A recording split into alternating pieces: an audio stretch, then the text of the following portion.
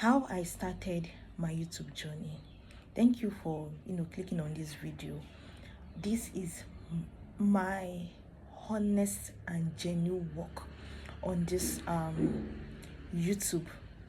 So I started my YouTube journey 2 years ago.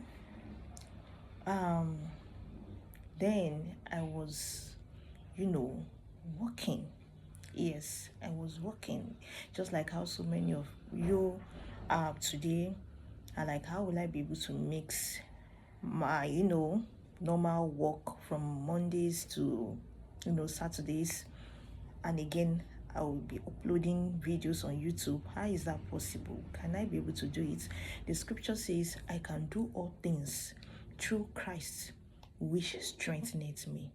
So if you are you are believing in God, if you have faith in God, then you and I need to follow what the word of God says, which is the sword of the spirit. I can do all things through Christ which strengthens me. So I know I am, this video is going to encourage so many people out there that are still thinking and having a second thought on starting up their YouTube channel. So before I go deep into my journey, kindly like this video, subscribe, and at the end of this video, do not forget to share this video to encourage someone out there.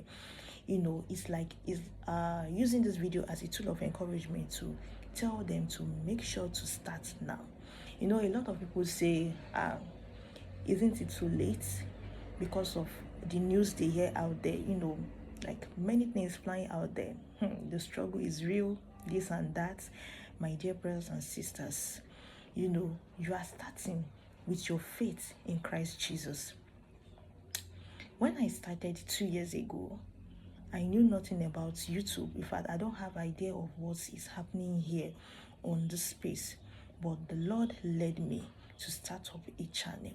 I know a lot of you will say, why not just say whatever you want to say and leave God out there? I know a lot always say such, that you just want to do something, but don't say God led you.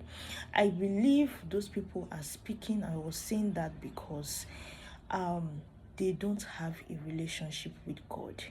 Okay, we don't need to really throw stones at them, saying they don't really need to say that.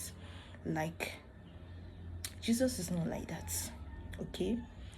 I heard the story of a man that said he hated the Holy Spirit. Like, this is real life.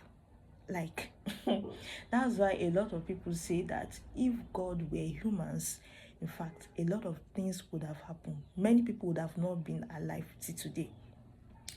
This is a story of someone that I know very, very well. It's not saying, we can hear what people say. We can just hear what they say, but we don't know what made them to say it. Okay, God does not listen to our words.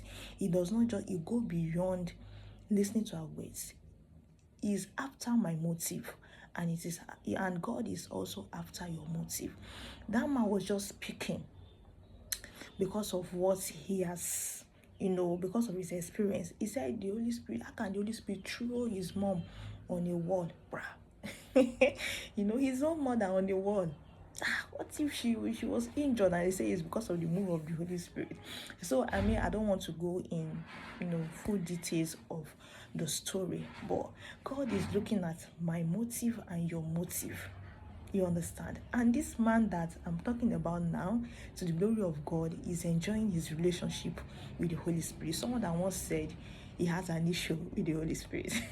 So I believe that this video is going to be a tool to encourage someone out